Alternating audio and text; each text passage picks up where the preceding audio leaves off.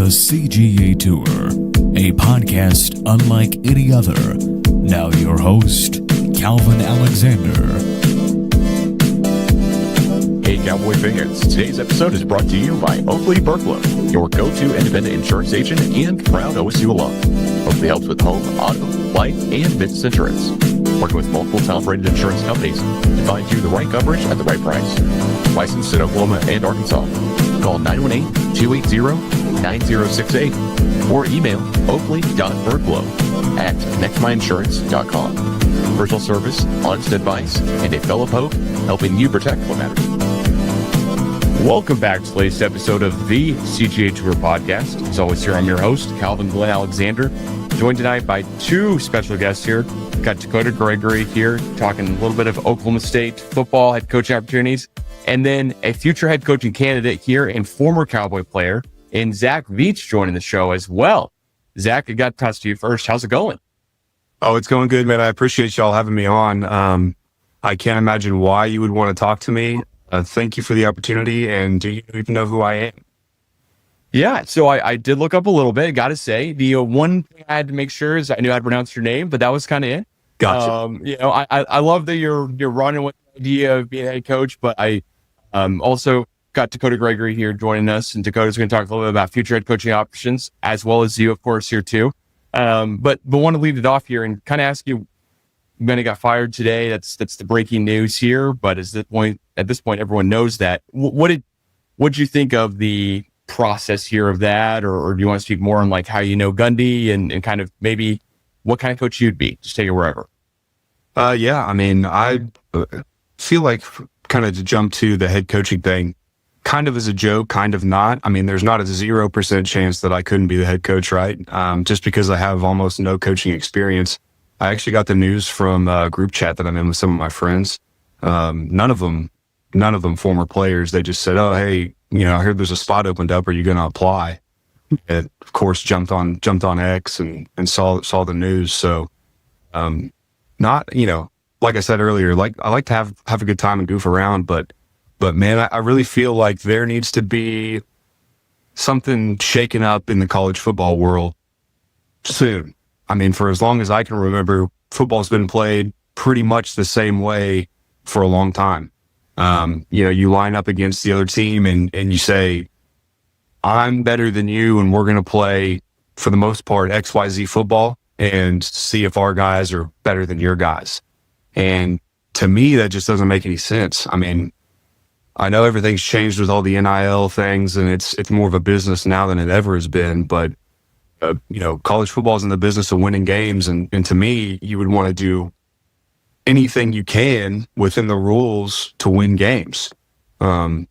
So, couple notes I've written down here to touch on maybe later, but like going forward on fourth down more, having more versatile offensive players. Having guys that can take the snap, throw the ball, run as a wide out, catch the ball as well as trick plays. I mean, I don't watch a ton of college football, but it seems like every time I turn on the TV, there's a highlight reel of some crazy trick play where the guys just walk into the end zone. Why are we not seeing more of that in college football? I think that's the perfect proving ground for things like that to happen. Like with the run pass option back in the early 2000s, there was a few people doing it, but not everybody. And then once it kind of caught on and you realize how effective a tactic like that could be, then, it's made its way all the way to the pros. Gotcha. Well, Dekota, I want to ask you here as well. Where do former Cowboy players and coaches rank as possible guys on a short list for future head coaches for Oklahoma State? First of all, Zac talking about a guy willing to push boundaries. Have you heard of Ben Arbuckle? I'll have to introduce you to him later. He likes to push some boundaries. He went viral for that. Obviously Zac Robinson is the name that keeps getting brought up the most. Oklahoma State seems like it has this weird thing that other places don't, where they like to have one of them, right? And at work, you got Gundy. Obviously it's not ending well now, but 21 years for a guy to be at the same place, that doesn't happen anywhere. Holiday on baseball, it happened with, John Smith, obviously. So it's panned out most of the time they do it. So it seems like they keep trying to make it stick. I think it's harder to stick nowadays. Obviously with Zac Robinson, he's the one that, Zac might have some input if it does make, a big difference from a guy knowing he came from, but he has no college experience. He's a guy who's, I'm a Saints fan, and he's a guy who was up for some head coaching jobs, and I wanted him in that role as a Saints fan, but it's just a whole other animal today, especially with even more of just, I feel like those NFL guys get more time to just focus on X's and O's, and those X's and O's guys can thrive more. It seems like that doesn't get to happen as much at the college level. So it's hard to take a guy with his first ever college experience to replace a guy who was there 21 years and you have no prior experience in college.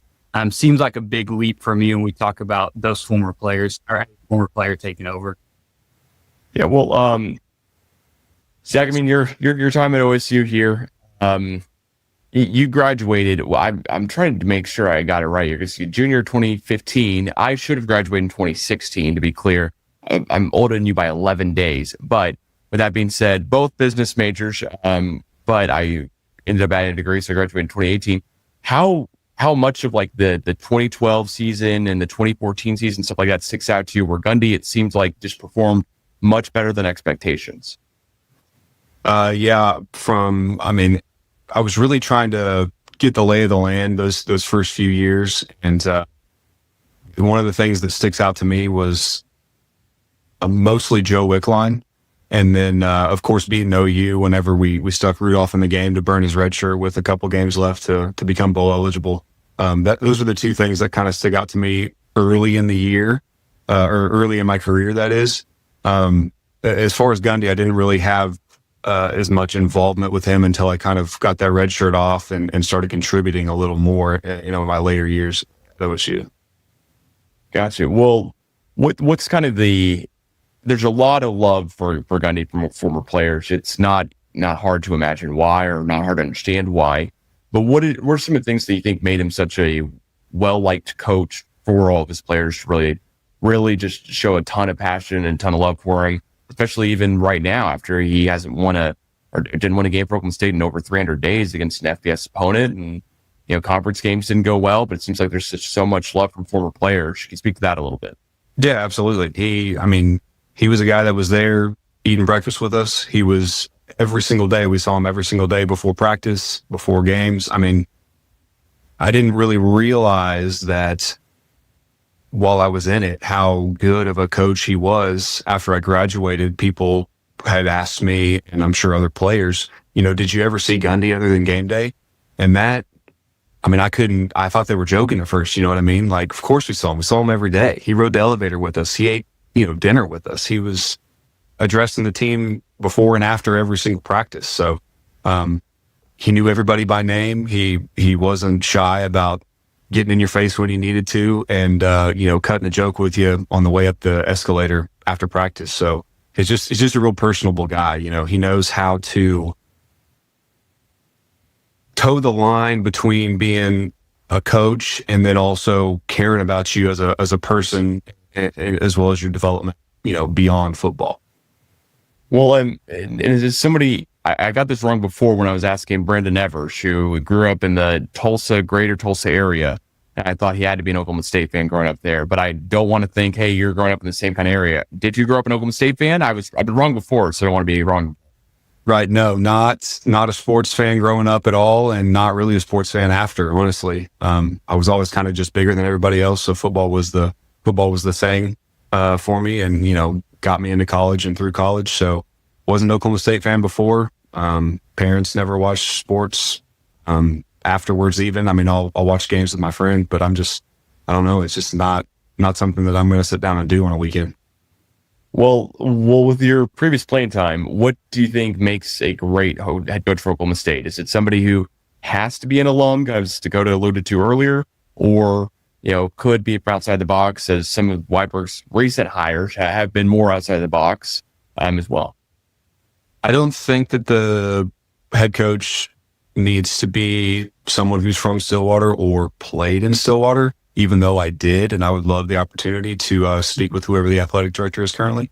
But I feel like over the past 5 years, I've heard there's always grumblings whenever they have a tough loss. So, we need to get rid of Gundy. We need to get rid of Gundy. And the response I would always hear around the water cooler is, you're just not going to find a coach who is willing to go to Stillwater and can win as many games as Gundy. So, I don't know that that's the case. I'm not involved in hiring, college football head coaches. So, I think they're going to have to get outside the box and pick somebody who's going to win games, and hopefully someone who's going to try and shake up the atmosphere of college football. All right. Well, what's your head coaching pitch to Chad Weiberg? You're able to just kind of get in the office, meet with the AD one-on-one. What's your coaching pitch to him? He's the AD, you said? Okay. Yeah. Like I said, I don't follow it. I don't follow. No, I got you. I don't follow the other. It could also be taken that very funny way where he doesn't currently have a contract per him today in the press conference, which is something, I had to go to my get to a little bit later, but he currently doesn't have a full-on contract. So it's kind of funny you say it that way. But what's your pitch to him is why, you should be the head coach. Interesting. Yeah. Obviously it's a good selling point to be from Oklahoma, an alumni of Oklahoma State. I've spent probably 2 decades playing football. Ever since I was old enough to walk, I was playing football. And then after I graduated, spent 10 years in the business world, construction mostly. So that's kind of what I'm thinking as far as shaking up the landscape is you need someone who's going to come in there and run the team like a business. Not that they don't already do that. I just feel like I'm a guy that's going to come in and put the right people in place and get out of the way. I'm going to instill ideas in them as far as, maybe we don't punt hardly ever unless we're backed up.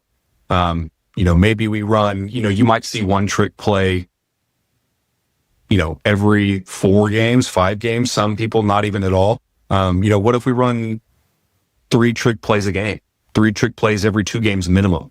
You know what I mean? So I want to be the guy that comes in there, puts the correct people in place, and then is just a bumper on either side. Let those guys that I've hired go as crazy as they want to up until they get to the point where it's like, okay, we might be taking it a little too far. I'd like y'all's input on how the NIL thing is affected since that's been put in place after I graduated. I would imagine that Oklahoma State really needs another T. Boone Pickett's to be able to, if it goes like this, donate the money and pay the players to get the talent in there. Am I on the right track there? Yeah, I think so. I'll toss Dekota here in just 1 second. There's one thing from the press conference earlier today that stood out to me where Weiberg's wording of if donors were involved in the buyout was specifically, I did not ask for any donors' help. To me, that's a really odd wording and would mean to me maybe a donor offered themselves. This isn't too far of a stretch of the imagination to think that. I think the NIL world has just completely changed college football.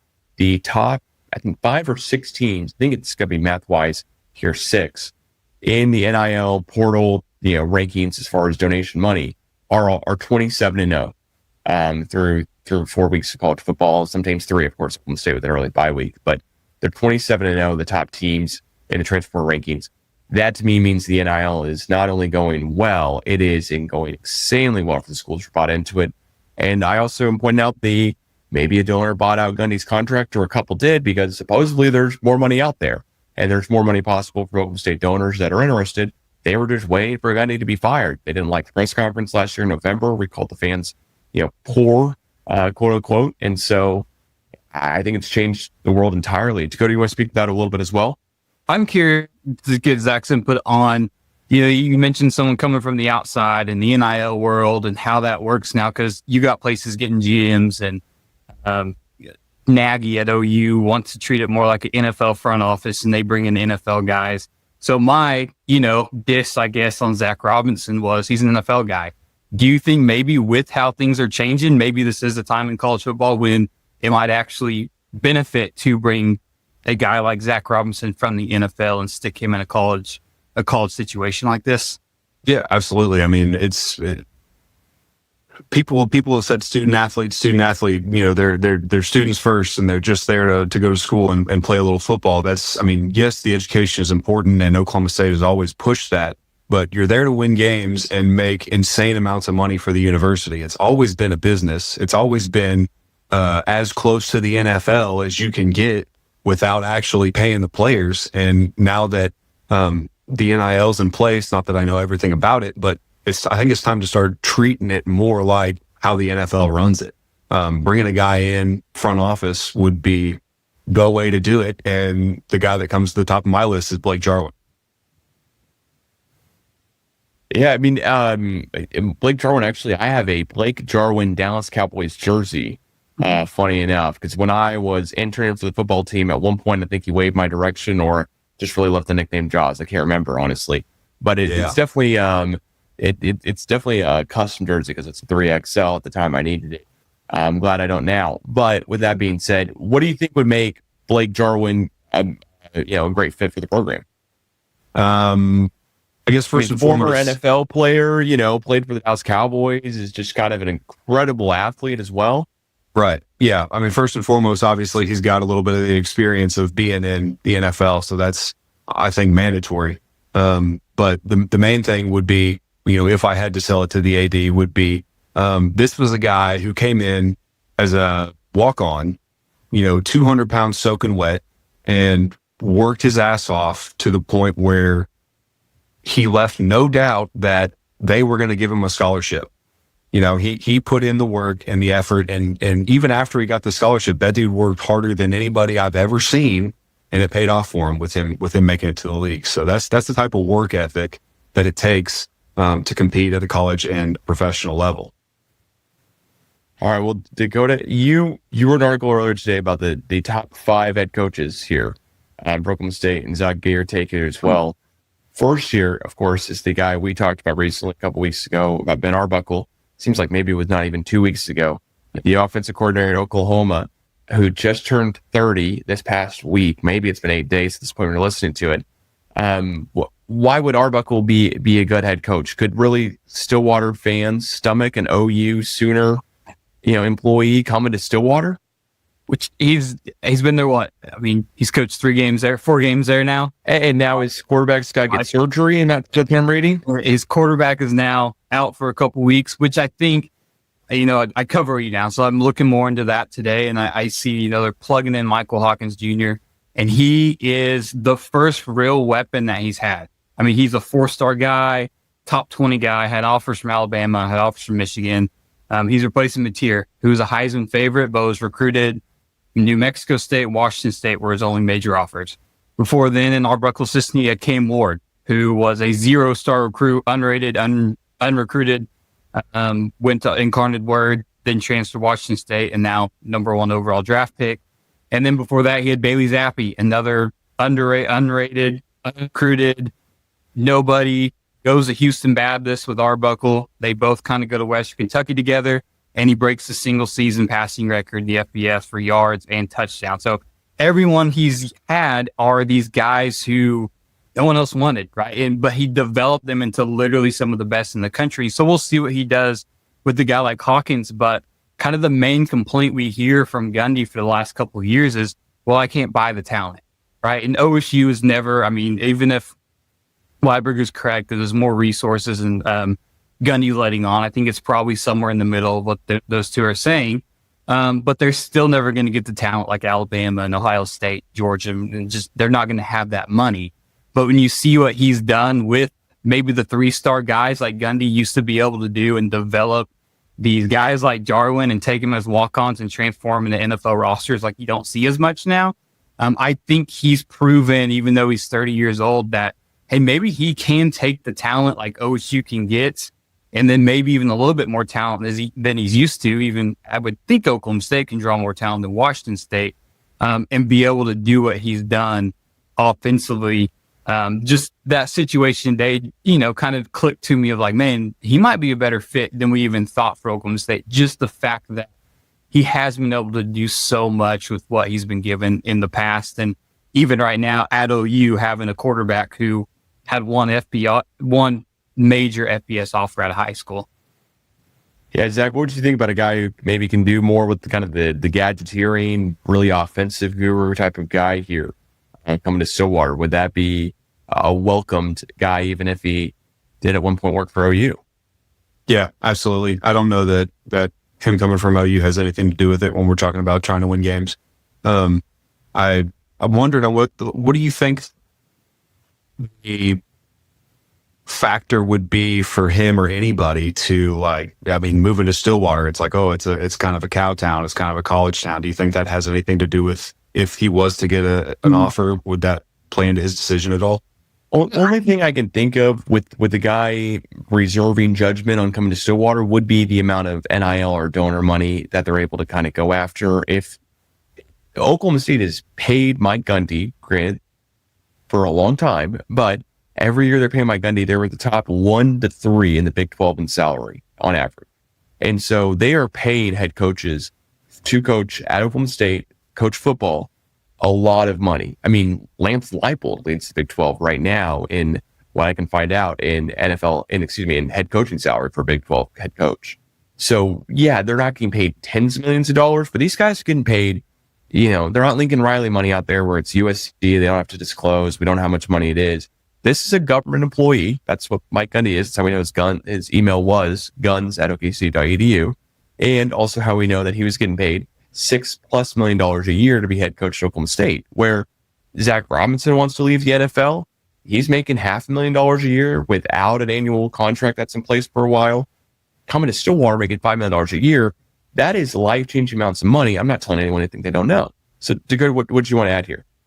I think one thing with a guy like Arbuckle, though, he's from West Texas. This was like OU was somewhat of a dream job for him. He coincidentally took his wife now. Their first date was when Notre Dame played OU, and he took her to a football game.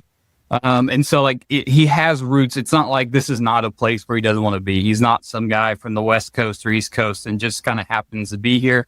I think he still has family in Oklahoma and in Texas. I see videos of his parents following OU around, watching guys, knowing the players, knowing the tier. And so he's still close, right? He would just be an hour north or west or whatever it is. And so I used to be a geography teacher. I should probably know. I know. So it's a little northeast, Norman, just so you know, from someone who used to daily commute that trip. Finally know. Still, just in the area, it's not like, he's from the small town thing. Stillwater's not going to be any kind of culture shock. But yeah, you do forget that these guys are human beings, right? They're having to uproot their family to their places. So there are probably plenty of wives out there that hear Stillwater, Oklahoma, and they're like, I don't know how the shopping is in Stillwater, Oklahoma. Right. But like you said, maybe you're making $5 million and you can make $8 million somewhere else. It's probably going to go a lot farther in Stillwater, Oklahoma than it does most places. Absolutely. Yeah, I like it. Hire him right now. He, like you said about the gadgeteering, I mean, you're going to need that. You're going to need that off the jump until you can find another T-Boone Pickens that's willing to put up the money to either supplement or get you to participate in the NFL or in the NIL to get the top level talent that you need to win championships. And that's a way to get kind of that edge, sorry, Calvin, to get your edge, right? When you don't have maybe the talent as the team across from you. But we've seen it from him a lot already at Temple, literally Temple, which they, for whatever reason, Temple decided to talk some trash leading up to playing OU. But the first touchdown they scored, they went for 2. And you have right now their leading receiver is a tight end who converted from linebacker from last year. And he threw a jump pass to the holder, who's the backup punter. And there you go. And then last week you get the viral play that has Auburn fans and Hugh Freeze throwing his fit, where he had a player wide open in the end zone. But you watch it, did it push boundaries? Absolutely, probably. I wouldn't count it cheating, but they checked with the officials before it all happened, right? But they're kind of genius in the way they did it because they had the receiver cross over from the other side. The play before, they motion him over. They run the ball up the middle. They theoretically just gave up a play. 2-yard loss just to motion the receiver over. The receiver just kind of continued on his motion and casually walked to the sideline. The other slot receiver, his job was to kind of jaw to the defensive backs. They jawed at him. The receiver goes to the official, checks to make sure he's good by the sidelines. They say, he's wide open. Touchdown. 10-3. I mean, so you're seeing that he does have a lot of that innovation that Zach would like to see from a guy. Yeah, he might even have Cowboy Backs return kicks. You never know. I mean, we saw Zac do that once, right? So it seems like to me that Ben Arbuckle would be kind of a grand slam type of hire, though, and he might be a guy who currently coaching the SEC. I don't want to think Big 12's not on that level, but I just kind of know it right now. I think that's well enough to say. So what if he is waiting for an Arkansas position to open up or something that might be a tougher challenge, but also a much more upscale in the amount of NIL money and the amount of resources available too. We just don't know. Like, that's the one thing, is that you said earlier, Gundy says all this, then Weibert comes back and says, no, we actually do have resources or whatever. It's probably in the middle, as you said, but we just don't know what it is. No one really knows besides Texas Tech. Yeah, for sure. And it's going to be hard. Again, I mean, just like Saban, people are like, I don't think that job is as hot as people think because you have to replace Nick Saban. I think this is obviously, it's not Alabama, you're not winning national championships, but it's hard to go and to replace a guy who did so much for 21 years. And so you might have to take a risk on a guy who's only 50 years old before someone else is going to nab him up in a year or two when he maybe is more proven with a couple years under his belt. But you might have to take a risk if you want to swing big because, or maybe, Zach Robinson from the NFL, but either way, again, not everyone, I don't think people think everyone's going to be knocking on the door, not necessarily because it's Oklahoma State, but because you're replacing, really a legend from Oklahoma State. So what do you guys think, like, money wise? Like, I know Gundy's been there 20 plus years and is making $6x million. What do you think that if they get that guy in there who's 30 years old, is that salary going to be, like you said, $5 million? Is it going to be $3 million? What's your take on that? I'm interested to know, because like I said, I don't follow any of this. This is good conversation. I appreciate it. Yeah, of course. I would think you kind of have to be in that ballpark. I don't know. I've probably written an article about what Arbuckle's being paid, but I'm sure he's north of $1 million, even being at OU at a SEC program. I know even their GM is making $750,000 and going to be making $1 million or so. And so they're paid well if you're going to get a big time OC, but still, again, if you're making, I think Calvin's looking it up, but if you're making north of $1 million and they offer you $5 million and you can continue to move up, you're obviously going to take that. So, yeah. So I did look it up here. So per SI.com, Gundy this season after the pay cut was making $7.75 million. Number one highest paid coach in the Big 12. That's after taking $1 million pay cut. Now, I'm not totally aware exactly when 2025 starts, if that started January 1st, and then maybe he took a pay cut. But either way, he's getting paid either first or second in the Big 12 in the amount of money. If he took $1 million pay cut, he's still getting paid more than Kyle Whittingham's getting paid $6.5 million. And then for frame of reference here, Brett Brennan, who coaches at Arizona, who is the 15th team or the last team, because not all are public. There's the university here, I can't figure out which one off the top of my head, which one doesn't disclose, but he's getting paid $3.1 million. So there's a wide range here. Some guys are getting paid double. Some guys are getting paid half, whatever you want to say, however you want to picture it. But let's say, for example, it's middle of the pack, Willie Fritz at Houston. That's literally 8th guy on the list here. He's getting paid 4.5. So I got to figure it's somewhere around that 4.5 figure is what I would understand. Now, maybe Oklahoma State's able to go get a Zac Robinson and he says, heck, dude, I'll do 4, but I want the other money. I want the $3 million extra that you were spending on Gundy to go to NIL. I mean, we just don't know how all this stuff exactly can work together.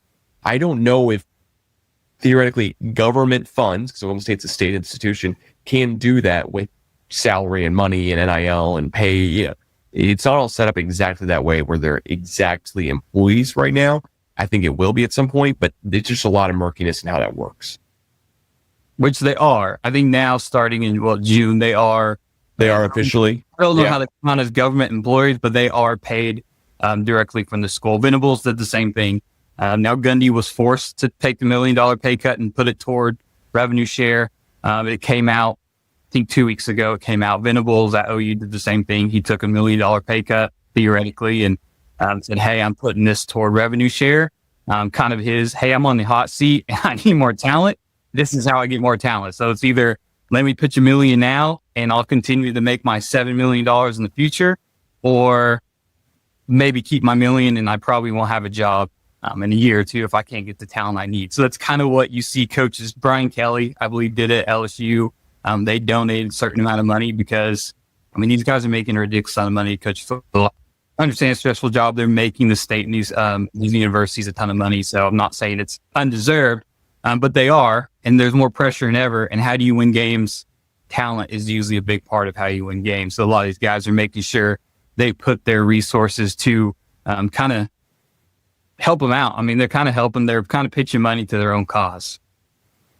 Yeah, I mean, there is no information that I could find here on how much players are making. If they're government employees, that should be open records. But again, how all this is getting worked out is very interesting.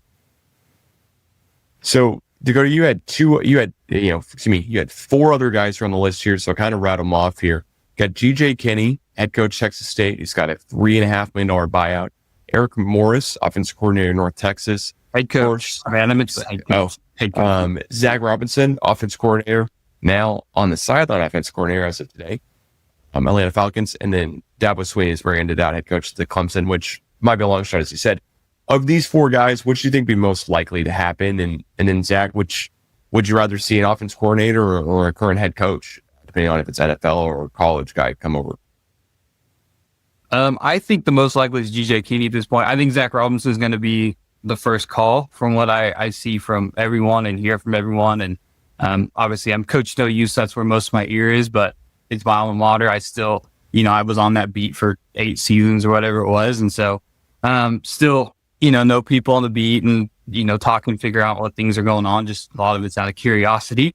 But yeah, I think Zach Robinson would be called, but I think there's 2 different things. I think, one, does he want to leave the NFL? And, I talked earlier, I mean, he was almost, maybe a handshake away from being a head NFL coach last year. That's, it's a job only 32 guys get.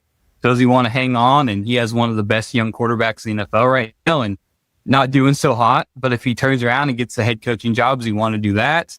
And does OSU want to take the risk on an NFL guy? So you kind of have 2 things that have to, 2 big ifs have to come together there. But I think GJ Kinney is a guy who's also somewhat like Arbuckle. He's gonna, everywhere he's went, whether he doesn't have talent or not, he's succeeded as a head coach. He's an offensive minded head coach. He's gonna be more aggressive. It's just his play style. He was a head coach, or he was a candidate to be OU's offense coordinator last year. People thought maybe they could steal him away to be the OC. So I watched a lot of him toward the end of the season. Texas State, that offense is a lot of fun to watch with him in charge. He finds guys who are going to run around. He does well with who he recruits and what he gets there to fit his system. He has Oklahoma ties. He's from Texas, played football at TU, was really good. Brief stint in the NFL, brief stint, I think, in the CFL. So he's got, a reputation for these guys. And you go, he's young. Obviously he's not as young as Ben Arbuckle, but he's young. And I do think that has something to do with it. When you're going to be an unknown coach, at least have a guy that's young. And there's just something about a guy having some swagger and he walks into the room when you're trying to recruit these 18 or 16, 17-year-old kids. So if I had to pick, I'm not in charge. I don't want to be in charge of that. I do think GJ Kinney would be my number 1 pick for Oklahoma State because it just seems like he kind of has everything you want other than actually being from Oklahoma State. Yeah, and Zach, as we ended out, which do you think would be better if a former coordinator comes to Oklahoma State? Maybe he's got a little bit more of that, I don't know, hasn't been head coach yet. It's a little bit more of maybe that energy someone would look for, or a guy who's been there, done that, head coach, but we might be moving up a level in kind of play style, but kind of just toughness as well in play. I don't think it matters. I think you're going to have to pick a guy who's coming in, like you said, with a plan and has some swag and knows what he wants to do with the program. It's kind of a blank slate at this point. So I think you pick a guy that's going to come in there swinging with off the wall ideas and is going to win football games. So OC or former head coach, doesn't matter. Whoever's going to win football games, whoever has a plan, whoever comes in with some swagger, that's who the new head coach needs to be at Oklahoma State. All right.